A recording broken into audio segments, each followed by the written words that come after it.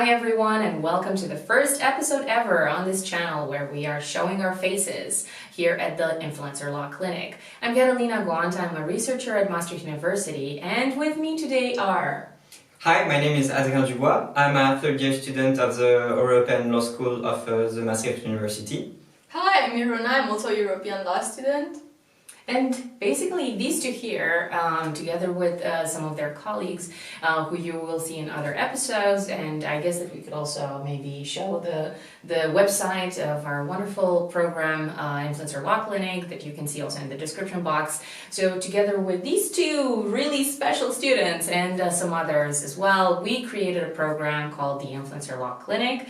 This program is supposed to take the academic expertise that we're developing at the university in the regulation of social media influencers and bring it where it belongs, namely on social media. So what we're going to do today is try to take this content, which sometimes can be very boring, you know. Law is not really for the faint-hearted, especially in its most complicated form, and we're going to translate some of these developments in the law for everybody to understand.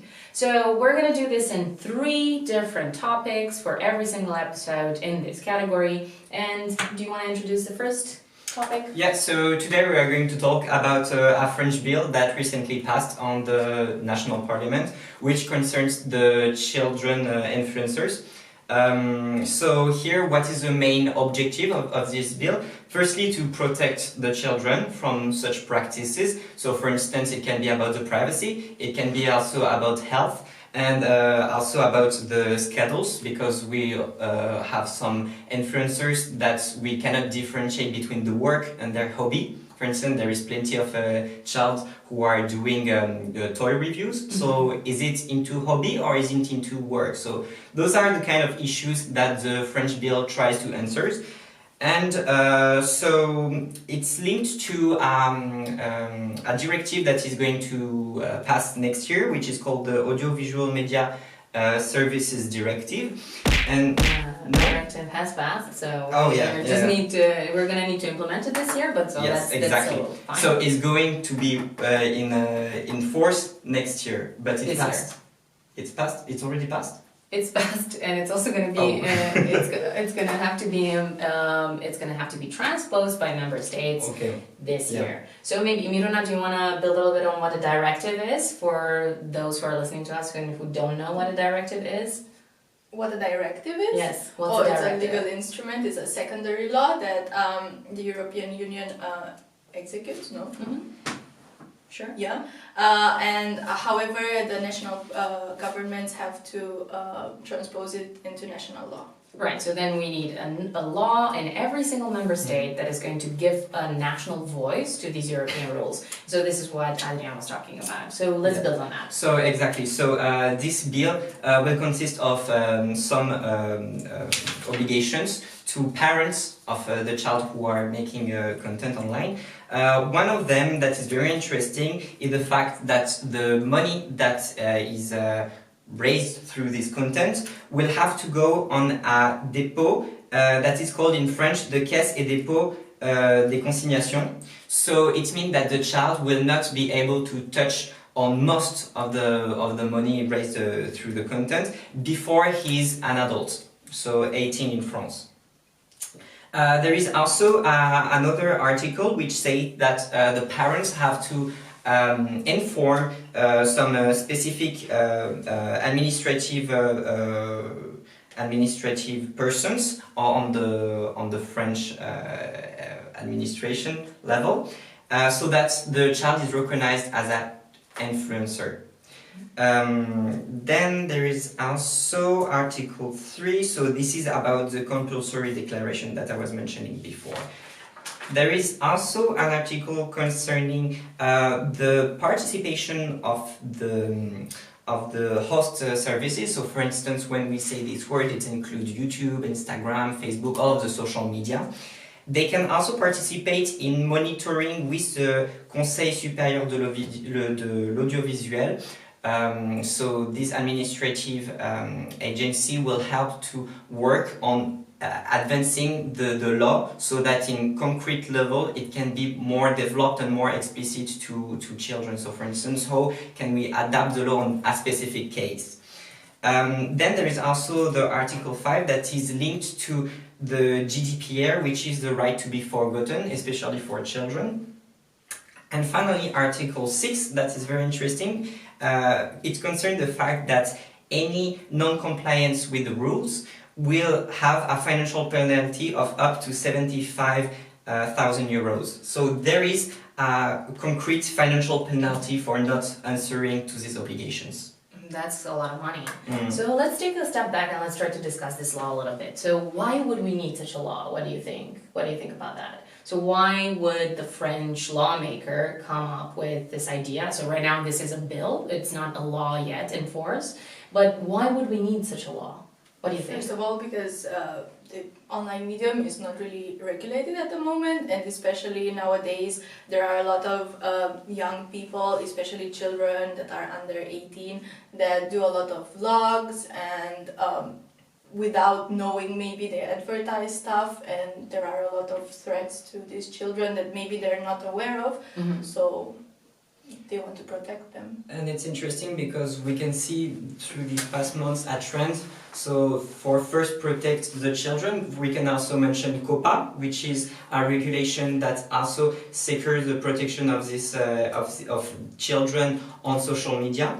So it was more about the privacy and what to do with advertising that are targeting the children. Right. So maybe just to clarify, so COPA is this law, let's put it like that, that is actually enforced. It's the Children's Online Privacy Protection Act that is already enforced in the United States, and a lot of these platforms like Google, like Facebook, like YouTube, they're definitely freaking out about it right now, because it also imposes a lot of responsibilities on these platforms, and therefore, for instance, I think one of the biggest changes in the general terms and conditions of YouTube is that for channels that you're going to have to signal as being child-friendly, you're not going to be able to leave comments on. So you simply can't comment on these kind of videos, right? So in a way, you kind of try to prevent situations like bullying and really negative effects that such online content can have on children, like Miruna was saying, right? So we have this COPA thing in the US, and in the European Union we have a directive that Adrian was mentioning earlier, a directive that will definitely be applicable at national member state level later this year. We're gonna maybe have an episode specifically dedicated to that. And then we also have these national laws. So independently from what the European Union is doing, we also have these national laws. And this is an example of such a potential national law. But what do you think? Like, if you had children, I guess you don't have children right now? Yeah, okay. No. Okay, Privacy, sorry. okay. But if you had children, you know, would you, and if you had the opportunity of making your child into like a superstar and then earn a bunch of money with that, then let's say, what would your thoughts be? Personally, or if you want to start? No, you can start. Okay, I will start then. Or if you have a child together. Okay, that's good. Yeah, not the case. What's interesting is that we can really see, again, as I was saying previously, that they are protecting the weakest first, so the children. And I hope that most of the parents want some kind of protection for their children, you know, because again, they are not targeted, but they are very they are not aware of this kind of content when they are registering on YouTube, for instance. And it raises also another question, because we are applying this law due to the fact that the terms and conditions of this kind of companies are not fulfilled. For instance, YouTube, from what I know, you can only register when you are 16, but still a lot of children are registering on this kind of website. Facebook as well, as far as I know, or not? Yeah, so there's definitely going to be a minimum age requirement. Yep. It would be really nice if we could have an overview, maybe also for next episode, we can discuss that as well. And yeah, it's totally difficult to understand how companies can really track that. We have a research project ongoing that is very much about speech recognition and trying to see whether we could in fact use technology to detect one type of age group or another. And for that purpose, we're actually looking at the accounts, the social media accounts of children, and try to see, okay, who's going to comment on these accounts, and then can you detect different voices, so to speak. But that is indeed quite tough, and I think this is also one of the arguments that the platforms are making. But at the same time, I recently gave a lecture in a high school. And I mean, I was really, really surprised. So we live in the Netherlands, in the south of the Netherlands. I was in the city of Heerlen, and then I gave a lecture in a very nice kind of philosophy class that is normally led by my very dear friend Marike Hopman, who I really say hi to by like this. Not embarrassing at all. So when I went in that classroom, first of all, I thought that everyone would, all these students, these high school students, so who are not 12, but they were maybe 17, 16, 18. And I really thought that all of them would be on social media, and then pretty much I think the vast majority said, I am not on social media because I hate the idea that people are tracking me. I do not want to use social media. So, okay, I thought maybe it's because you're taking a philosophy class that you already have your interests so clearly outlined in front of you that you know what's better for you. And then we had this discussion about, okay, if you have a child, and Danielle Cohn is an example that I tried to give also in my research many times, a 13 or 14-year-old influencer who really photographs herself in a lot of skimpy clothing, and she really advertises a lot of brands like some sort of caffeine-free energy drink, which, I mean, these kind of products would definitely be more regulated if they were to be appearing on TV. So it's a little bit of a wild west on social media from the perspective of the audience, but from the perspective of that person who's making that content, I mean, isn't it better for her to do that than to not have the opportunity of doing that? Doesn't that lead to more economic development for herself as an individual if she does that? What do you think of this idea? Yes, I think they for sure don't think more about themselves rather than the public and what they advertise. But I think this is also a problem of the fact that people are not aware, and it's not very clear that there are so many threats on the internet and that so much advertisement, because it's very hidden. Influencer marketing is a term that not many people are aware of, and if you ask someone, they don't know, and they ask, for example, what is an influencer, and then you explain, and they're like, oh wow, really, they do advertisements? I thought they just film themselves and it's just like, oh, out of fun, but no, actually it's not. Yeah, so this was a little bit of an insight into the first topic that we had to discuss today, the idea of how we can protect children. This is going to be a recurring topic because it's very important. Children are part of these several categories of what we would call in law vulnerable groups, and the law really needs to come up with very special ways in which their interests need to be protected. What's the second topic that we want to talk about today? Is about a Facebook regulation proposal. Facebook recently released a white paper proposing the approach that regulators should take regarding content moderation, and this includes, for example, requiring public reporting on policy enforcement actions, reducing the visibility of content that violates standards, or blocking attempts to regulate speech based on the content of that speech. However, what is of more interest for us right now is something that Facebook also proposed, which is that political ads made by influencers on behalf of politicians, they should be clearly stated and shown as an ad. They should be labeled as such as an ad. However, Facebook decided that they won't put them in a library for ads. It's called an ads library that they have, where they can be reviewed by the public. This is how it works actually for Facebook. And right now, at the moment, the problem is that it's unclear whether they will be reviewed by someone else than Facebook, because there's no commission or a department that actually regulates political advertisement online. Also, however, if the content creator pays to boost their post, then it can be added to the ads library. Sorry. Yeah.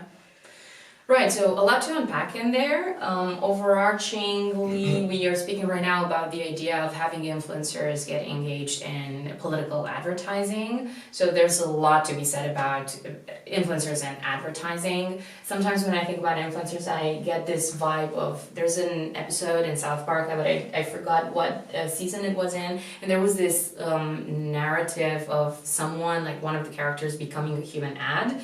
And in a way, to a certain extent, this is also how I see some influencers, because in a way, it's just about trying to sell everything that you're wearing, that you're doing, where you're going. So you are becoming a little bit of a human ad as an influencer. That's why I think there's a beauty in this industry of trying to tone down or to facilitate a very well put together message that will have a commercial side, but that also has genuine respect for the voice of that influencer. And I think the influencers who manage to achieve this, they're the ones who are very successful. They're not the ones who are driven by the commercial interest, but they are definitely benefiting from it. Yeah. Although there's also a lot of influencers who are simply on their way towards fame, and then they will try to get absolutely any kind of advertising that comes their way. And we actually have evidence for this. This is something that a group of really talented researchers from the University of Ghent have written about in a chapter of a book that is upcoming this year, and that we're going to share more information with you at a later stage. So let's talk a little bit about that. So influencers doing political advertising. Yeah. What are your feelings on that? Do we like that? Do we hate that? It's also very controversial, because politics is something, again, very sensitive, and especially when it's not written down that it's an advertising, it can lead to some fake news, and we have already seen that in 2016 with Trump. And there is also this question of, especially in US right now with the presidential election that is coming this year or next year, 2020. 2020. We need a time machine for Adrian. It's okay. It's this year. It's good. So we have time then. And so we can already see some questions concerning the past election of Trump, and now with Bloomberg that is investing a lot of money by paying influencers actually to brand it, and it results the question of either some kind of equality in the arms that you are using online through different candidates, and if yes, shouldn't we regulate all of those information, because it can also be fake news, and in this case we don't know, because it's not written advertising, so we don't know who paid for that. Right. But maybe just to kind of clarify that, so how do you mean that this can be fake news?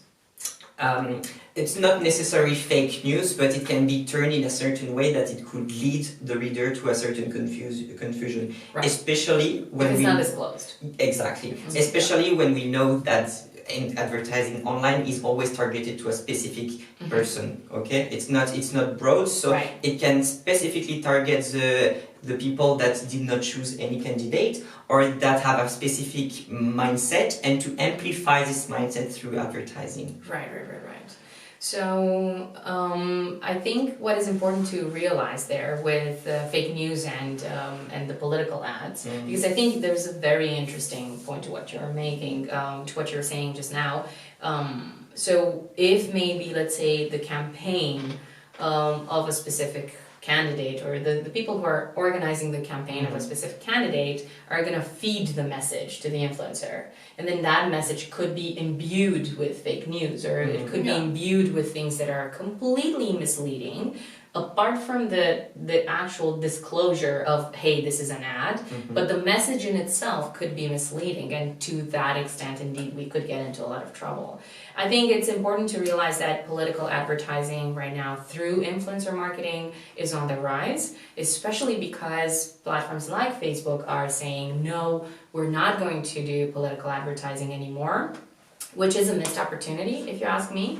If you have an ads archive, maybe when I was mentioning that, then you have a set of labeled content, just like on the TV, where, or I don't know how many people who watch YouTube still watch the TV, but I grew up back in the day when you used to watch TV, and then you had a very nice jingle, and it said like, okay, these are going to be ads, and then you knew that people were going to try to sell you something, right? Whereas on social media, we don't have that anymore. The closest that we used to have are these ads that Facebook is putting on your timeline because of the boosted posts, because of the boosted content. So it's not organic anymore. But right now, if you're simply going to say as a social media platform, it's not our responsibility to deal with these kind of ads, the influencers should disclose that. I mean, where do we even begin with the enforcement of disclosures? Maybe we can begin by actually jumping into the third topic, because this is what I would like to focus on, especially there. So now we have this very, very much debated white paper by the European Commission that was published 2 days ago. We're going to link up to that down in the comment or in the description box below as well. And this is there you go, Mira.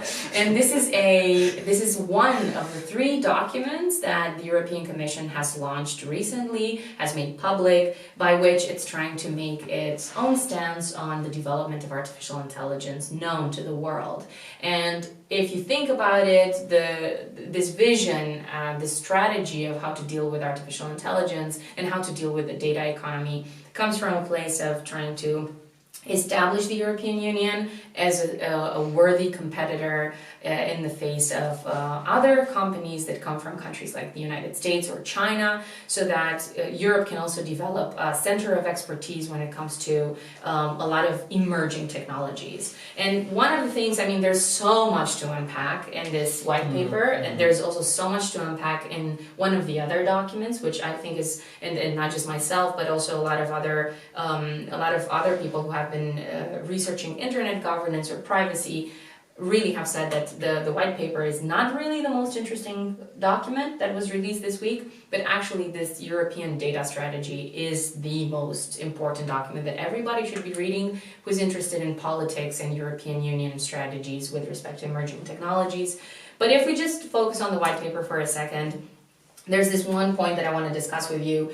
The European Commission seems to really see that it's important to empower public authorities. You were also speaking about enforcement earlier on. We were also speaking about enforcement with respect to the Facebook white paper. So the European Commission sees it as super important to have enforcement by public authorities through AI. How do we do that? How do we do that with influencer marketing? And will it work?